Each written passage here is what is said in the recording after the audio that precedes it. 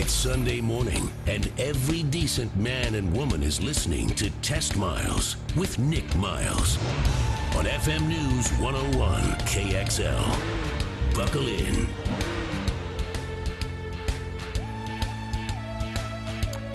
We have assembled a team of car freaks here at the station to enlighten you with witty banter, useful information, and fun automotive topics. Our team in the studio, I will announce them in a second. My name is Nick Miles, and we're here for the next hour with Test Miles, your automotive show. Oli, the Viking Volvo seller, weren't you going to bring your daughter in, Oli? No, not today. I mean, I was... do you have to she coax wants her? to come in. No. She wants to come in. I wasn't next week. I just feel you would be putting a trail of candy out to the car. I ended up sleeping on my brother's couch, so it was just easier just to come straight in. Oh, dear. There's a story there, isn't there? There is. We were celebrating the life of a good friend yesterday, and that ran late. Lots of drinks, lots of alcohol. Yes. That's responsible. Oh, Not on again. no, your mic's not working, Sean. Son of a monkey's uncle. There you go. Good thing that wasn't on when I said that. At least you were responsible and crashed on someone's couch instead of driving. That's right. Sean, our TV producer who loves cars, his cat, and nothing else. You crashed a Lexus this week, didn't you? I didn't crash a Lexus. A raccoon ran out, and it was one big raccoon, and I did take a little chunk out of the front bumper. I did try to swerve, but... Was it a red raccoon? Because I noticed a red scrape on the front of the car. No, it wasn't red. It was red afterwards, but please, PETA, don't come after me. You're going to have to fix that before you send it back to Lexus. You know that, do you? You'll be telling us all about how car versus raccoon in what we've been driving the segment this week. Mm-hmm. All right, let's talk about what's on the show this week. We will be doing the news quiz in moments or so. We're also going to talk about the All-British Field Meet. Paul Deschain's going to be here to tell us what that is. And it's spelled M-E-E-T, by the way, not M-E-A-T. It's not the All-British Field Meet. Oh. As in like a steak. That's a different party altogether. Peter Clover will be in studio to talk to us about lots of things happening in the automotive tech world, including our Project Discovery, which we've been doing. We've been renovating our 2002 Land Rover Discovery 2, and he'll tell us what we've been doing, what's been done, some things about heated seats and very flashy headliners. And also, we'll be telling you what we've been driving this week. But as in every show at the top, we like to tell you what's been going on in the news, and we do that in the form of the news quiz. So I will ask general questions, and our team will tell us how educated they've been this week in following what's been going on in automotive news. So the first question is, which cars are getting iced? Ding. Oli. Electric cars? Yes.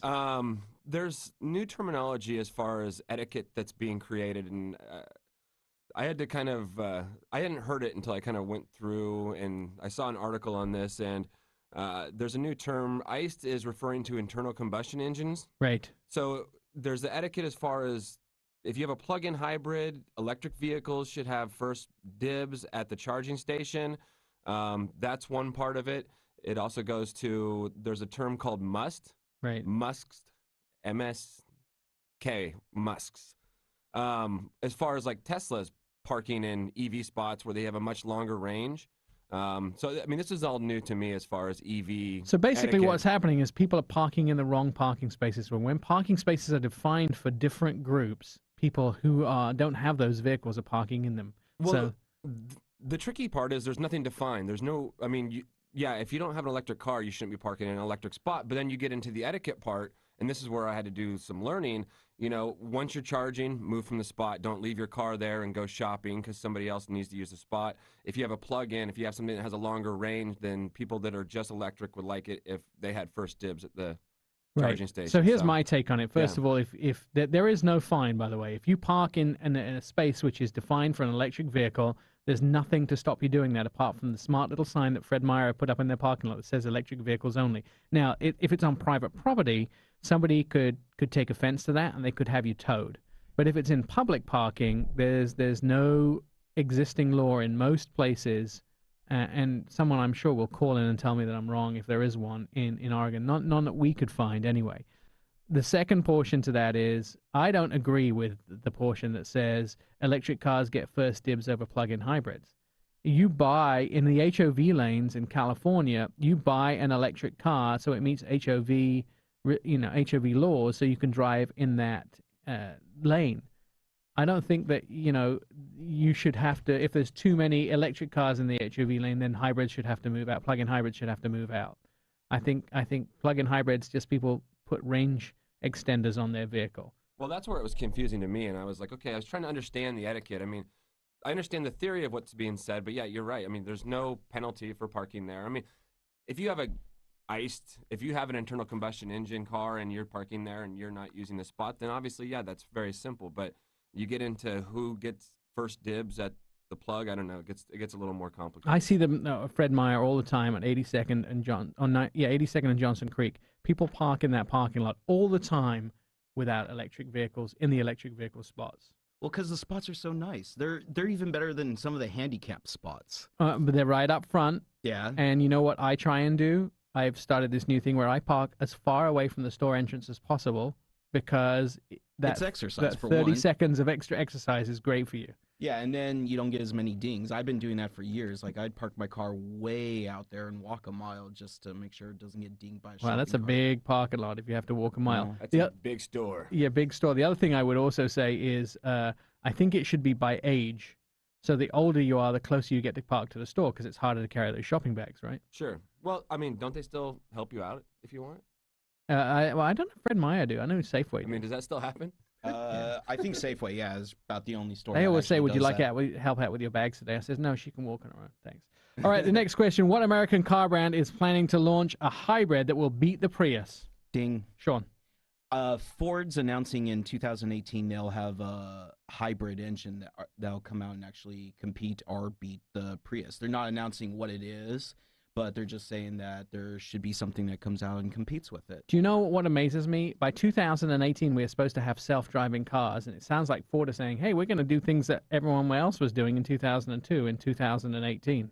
Well, the thing is like their hybrid sales are actually down because of their EcoBoost engines doing so well. Right. And a lot of people just don't see paying the premium price for a hybrid vehicle when they could get EcoBoost engine that's doing almost the same amount of fuel economy, but $10,000 less. What street legal race car just announced pricing for 2015? Ding, ding, ding. That's me. Sure. This is probably going to be my most favorite car of the year, but the Corvette Z06. They're announcing that the hardtop will be $78,995, and the convertible will come in just over $83,000. Yeah, but from my understanding of driving the Stingray when it first came out, it was priced at a certain price, but I probably wouldn't drive one for less than $75,000-$80,000. Basically, when you got all the racing package on this, but this I don't is even just... need that. I just need to have the nice, comfortable package, the extras. You know, I know it doesn't necessarily count for Corvette, but I like to be able to unlock my doors with a fob rather than a key, and those base price cars always seem to start about there. Yeah. But I mean, this is basically their street legal car or street legal racing car because it's just designed off their racing team. Here's a fun fact for you. Did you know that 5 years ago the Z06 convertible would have been physically unable to be built?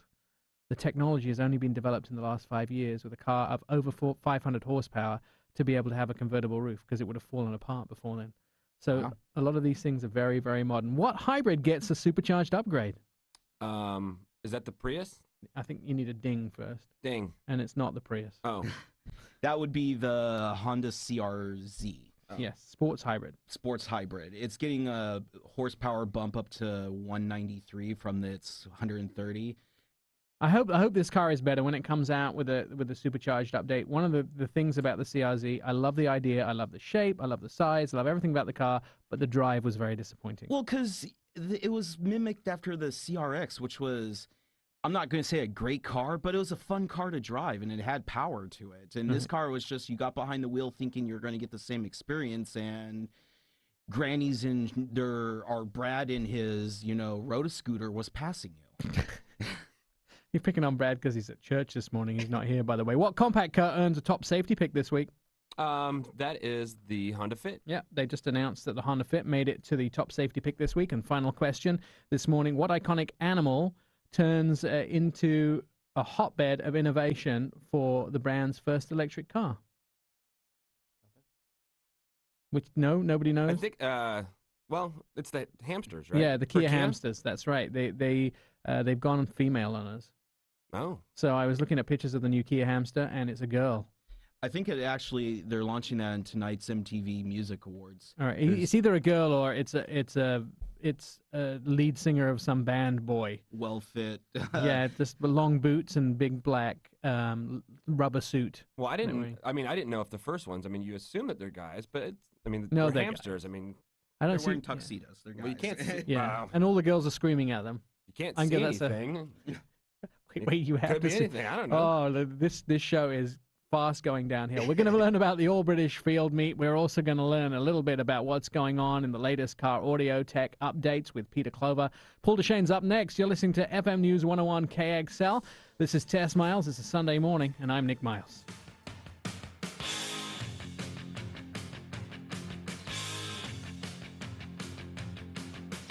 Test Miles, like NASCAR, but with one right turn. TestMiles.com. You're listening to Test Miles and FM News 101. You can find us at testmiles.com. If you're a fan of the show, you can go and listen to past episodes at testmiles.com by clicking in the upper right-hand top corner of the little button that says Radio Podcasts. Now, here's a fun fact for you you can impress your friends with. There are more than 1 billion cars on the Earth right now, some in better condition than others, which brings us to our next subject. Oh, my mic's cutting out. Is that you, Sean? Are you yeah, no. You're cutting my mic out, but thanks for that anyway.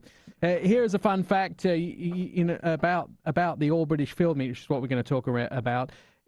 Around the Labor Day weekend, it's held every year, and a bunch of guys get together in a field and show off their British cars. The event, the All British Field Meet, not M-E-A-T, but M-E-E-T.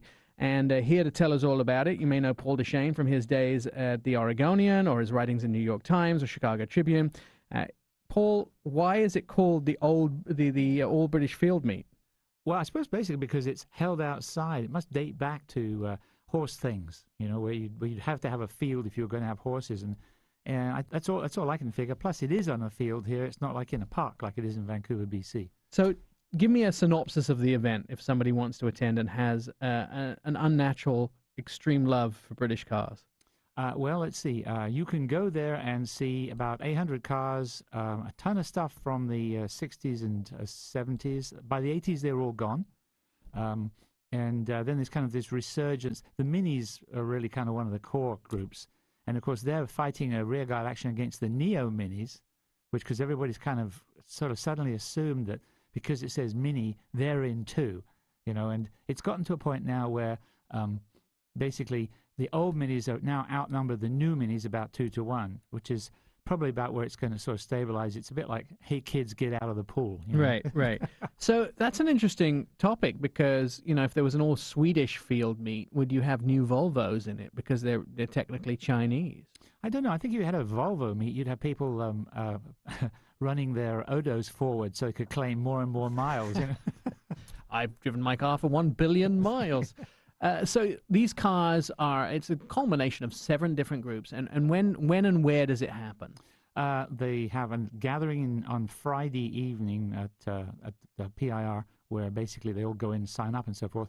The show is on Saturday, and that's the big event sort of thing. That's where all the cars will be all lined up in their groups. And this year, for the first time, we're actually going to, Jeff Zoshmi and I are going to MC the thing and also lead tours. So if you wonder what you're looking at, you can go out and actually figure it out. There's about, I would say, probably about 25 or 30 marks, and the other is always the category you want to look at, because that's the stuff. Portland was a port of entry for so long, and it had a good dealership here with Monty Shelton. A lot of stuff came in, but generally speaking, so if it failed close to home. So Right. They've always been in garages somewhere to be revived. Right. And because we don't salt the roads, and few people trusted English cars well enough to drive on a daily basis, there's a lot left. And so Portland is a hotbed then for those British cars. Yeah, it absolutely is, and it's better than Seattle anyway because the climate's better. This is actually pretty forgiving. It's pretty close to England in some sectors, although I do tell everybody in England it rains, and it really rains for a day, whereas here it sort of mists for most of the year. Yeah, but there's 90 days out of the year where this is the place to be. From July the 6th, can't guarantee the 4th, Right. through about the end of October. And then it Right. starts raining for the next 6 months. Right. And that's when you just push the thing in the garage and say, well, it probably wouldn't start anyway. You're the only person apart from myself who actually says it. I mean, so clearly. I've said that for years, and most people think there's something wrong with me. Tell me what sort of cars we can see if we go out on Saturday. Well, you'll see all the mainline stuff. This year's focus is on Michelotti, who designed all the Triumphs in the 1960s. And actually, that's a lot of the best stuff, because in the 50s, it was all pretty sketchy. But he came on board in 58 and kind of wound it all up in the late 70s. And so that's all the things that we see. It's all the Spitfires. It's all the TR2, 3, 4, 5, 6s, and so forth. 7 was the last year of the TR, wasn't it? Yes, but the TR7 was Harris Mann. That was the wedge. That is a rotten car. It is just not worth fixing. It is still awful. The TR8, everybody has hope for. And it actually does work, but it's still ugly, Right. The rubber bumper. There's like a curse of the rubber bumper from '76 on. Right. And actually, there are plenty of people now retrofitting rubber bumper Bs and midgets into earlier cars by taking all that stuff and throwing it away and lowering. And that's a good way to buy a B or a midget that isn't all beat up and hasn't got 10 million miles on it. You just had to throw away all the rubbish that was put on it in the '70s, Right. and make it look like a '60s car. Right. It's kind of a fun project, too. What about the SUVs, the Land Rovers, the Range Rovers, some of those, not so much? Well, no, the Land Rovers have their own great gathering, and it's kind of like a Serbian refugee camp. They all kind of gather together and put tents up and everything. All you need is like the smell of cooking pots and smoke kind of coming up from it. It's the camping crowd. Exactly, yeah. What about those top-end cars, the Rolls-Royces, the Bentleys from the heyday of the British Empire? Well, there's a handful of those there. There'll be probably some 50s Rollses and Bentleys, but when you get into the late 60s and the 70s, you're into the monocoque Shadows and so forth, and those aren't Rolls Royces, they're rollers, and you know what a roller is, don't you, mate? That's what all the bookies get. Exactly. And they drive them and they're so expensive to fix that basically there's a bunch of them limping around. Every so often somebody will find a barn find, and it'll say, $5,000 could be yours. Drive a Rolls Royce, And as Peter Price, who was a mechanic here, an English one, who you would have loved, said once, he said, Paul, he said, the wrong Rolls Royce can be a bad deal free. right. And how do you get into a Rolls Royce? So, you basically have to spend about $50,000 to probably get those old Rolls Royces back to being roadworthy. Well, the deal is with all that stuff is if you can't afford a good one, you really can't afford a bad one. Right. Right. They just swallow you up. The Shadows have, like, for example, the rear suspension on those is from a Citroën. Right. Oh, that's a good idea. The big spongy cars. Yeah, and the brakes are incredibly complicated. And I had a friend who was Keith Reichlein, who was a Rolls-Royce mechanic here, and he was working on one time, and I was leaning over the hood with him while he was fiddling with things, and he says, he puts his tools on, and he looks at me and says, if you ever buy one of these, do not bring it here, or I will never talk to you again. Oh, dear. So they do have a very poor reputation with everybody. All right, so tell us again, the All British Field Meet, where we go, how we find out more. Okay, let's see. Well, there's a website. That's good. It's Friday night is where people gather. Saturday is the show. Sunday is the swap meet if you want to buy something or sell something. There's a rally on Sunday, too, a proper TSD rally this time, which will end up there about 4 o'clock. And there'll be awards there. We'll be doing awards on Saturday at 4 and Sunday for the rally at about the same time. Excellent. You're listening to Test Miles on FM News 101. I'm Nick Miles.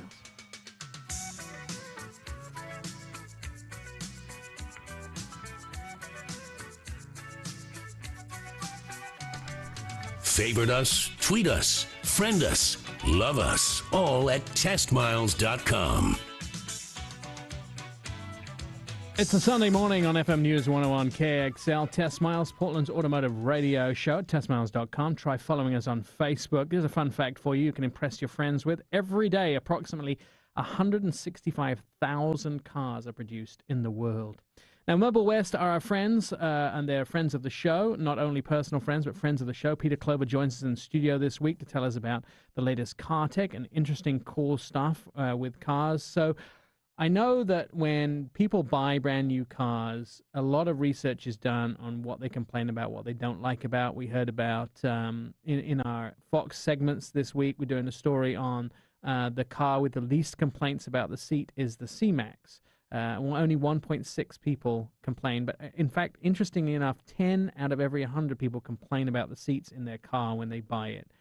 But a bigger number complain about their audio system, right? Oh, absolutely. In fact, J.D. Powers and Associates had a article out just a couple months back that about 38% of people have complaints about their factory audio systems on new cars because they don't work the way they think they should be working, or the Is that because interfaces of are. interfaces probably more than everything, right? Yeah, because a lot of companies are making their own proprietary interfaces. You know, one company has a system that's developed with Microsoft, another one has a system developed with Sony. Everybody has their own proprietary systems that either work or don't work very well with the newest tech. I have friends who go out and buy cars specifically for them to work with their cell phones, with their devices. And if the car doesn't work, they don't buy it. You know, for instance, if it has just an audio jack plug, they don't want that. They want it to integrate with their iPod, or they want it to integrate with their Samsung. They want to make sure that whatever they carry around that is their daily communication with the world integrates with the car. And it's kind of interesting when we get in some of these new cars, they have 25 different cables that go to different devices that will charge them, will read the music from them, those type of things. But because of the evolution of this, where car companies are now realizing that often a cell phone, especially in the younger XY generation, is more important than the car itself to a lot of people, which is a shame, but true. They have things like the new Apple system, right? Oh, absolutely. Apple's been working on this for about 8 or 9 months, the new Apple CarPlay. It's their own software and integration scheme so that people can have a uniform experience in the car. Have it plug in your iPhone 5 with a cable and replicate a suite of apps right on the touchscreen of the radio. I know Volvo and a couple other manufacturers are starting to engineer their cars and develop a CarPlay system. Last week, 2 of my men were down at the Mira Knowledge Fest down in Texas, where they were able to talk to the Alpine engineers, see the new products. Alpine is making a new dedicated aftermarket CarPlay radio. So if you now, well, let's work with all systems, because what frustrates me is I don't like to get into a car where it only works with Apple or it only works with Samsung. I want to be able to get into a car and have it work with whatever I happen to have in my pocket. And a lot of guys aren't making sure that it works with them all. That's very true. In fact, you know, I mean, this is slightly off the cuff, but my little brother had a 2011 M3. Right. And he had a BlackBerry phone. And it actually caused the car, when it was connected via Bluetooth to his phone, to not turn off. Wow. Yeah. So you have to disconnect the phone before you could turn the car off. You actually had to turn the Bluetooth off of your phone before you walked away from the car, because if you were within 50 feet, your car would never turn off. I think that's an interesting point that you make, because I think a lot of companies are doing things now with the systems that had poor systems. For instance, BMW has become miles and miles ahead of where they were probably 2007 when that system was developed for the 2011. You know, now you can integrate your GoPro cameras into the car and all these sort of things. But a lot of times, the Apple Play system for those people that already have an existing car is also another good thing, isn't it? So you can go in there and you don't have to change out your car because the stereo works. You just get a new stereo. Absolutely. Well, yes, it's technology. Technology advances, and with the advent of the smartphone, technology advances faster than we could ever imagine. And so all these new things coming out. You've also been working with Jaguar cars on some of their new crazy ideas, right? Yes. We've been doing some very custom builds for Jaguar Cars UK, and building a couple of vehicles that are, one is currently on the automotive tour circuit, and we have another one in the shop right now that we're doing. Are they going to integrate some of your work into new features in the vehicles, or? Well, we're talking about that, because there's a different, you know, when you start working with the car manufacturer as far as what's possible and where, you know, our direction is going and how they can have more of an open source look towards the audio integrations and video and smartphone integration into cars. You know, a car that has a 5-year-old used car has completely outdated tech in the dash. Right. And so you've got to make things so that you can update them if you're going to have a good long-term experience with customers and cars. You know? And purely, you know, Jaguar are moving their tech office to Portland. We've heard that rumored several times, although they've asked us not to harass them for a story just yet because they're not quite ready to talk about it publicly. But we all know they're advertising for jobs that Jaguar's new tech office will not be in Silicon Valley. It'll be in Portland, Oregon, which is quite a coup for the city. So clearly they're going to be working with local vendors. Absolutely. And, that's important to have a fresh perspective on things. Let's update ourselves on Project Discovery. This is our 2002 Land Rover Discovery, which you have been working on. You have been doing new interior and new audio systems, so basically gutted the interior. You got some exciting stuff done on this car, right? Oh, absolutely. This has been just a gorgeous and interesting project where, and also customers that have come in and asked about it have come seeing it mid-project and are just astounded with how you can change a vehicle. I haven't seen it, by the way, so I'm anticipating some fun. I know some of your boys have come by the shop and took a look, and they're already making plans for their own vehicles. Yeah, Sean actually sent me pictures of a couple of pictures that he took probably about 3 weeks ago. Mm-hmm. So what's been done so far, and when are we looking at T-0? T-0, I am planning for next weekend. Oh, wow. Yeah, so we are really, really close. We were hoping for this weekend, but we redid a couple of the upholstery items. We got them done in the car, looking at it, and there are times where you can have something that's a little too extreme for your own good. Right. So I like extreme, but if you have to live with it on a day-to-day basis, or I'm not a beige guy. Like my kitchen is never going to be a beige kitchen, but at the same time, I like some things interesting. But when you got to look at, always interesting to me is I love to look at these cars that come in interesting colors. Not sure I could live with all of them, like the plasma purple Mitsubishi Mirage. I'm not sure I could live with that color every day, but I like seeing it once or twice. So I'm glad you tailored it back a bit so I wouldn't have such a hard time driving around, be blinded by the colors on the inside. Well, that is one of the things. It's a custom project. You're making it the way you envision it. And, sometimes you've got to use your knowledge and skill and tone that back a little bit. And sometimes you got to build it that way. You got to go pull the color up, see how it looks. And if it's just not going to flow, well, redo it. So new seats, new carpet, new stereo system, and apparently you put heated seats in the vehicle too? Oh, front and rear. Oh, wow. Yeah. My dogs are going to enjoy their backsides being warm, nice in the winter. Well, yes, and you will as well. Yeah, exactly. Everybody does. Exactly. Well, I can't wait to see it. If people want to find Mobile West and see some of the great work you do, some of the audio systems, some of the upholstery work, the complete car experience, how do they find you, Peter? Well, mwpdx.com, so mobile, or mobilewestpdx.com. Either one of those websites goes right to our website.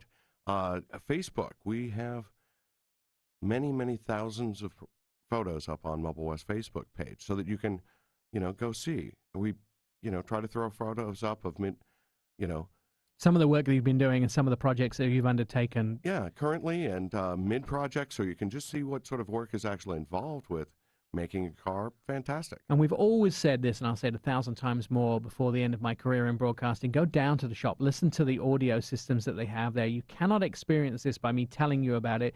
You have to understand how different it is.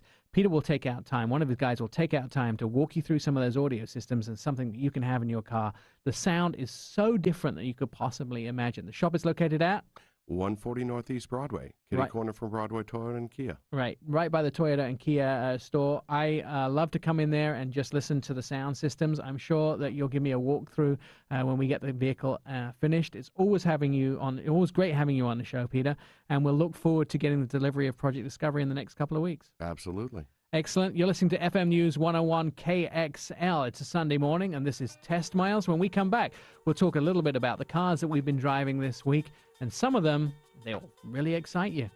I'm Nick Miles.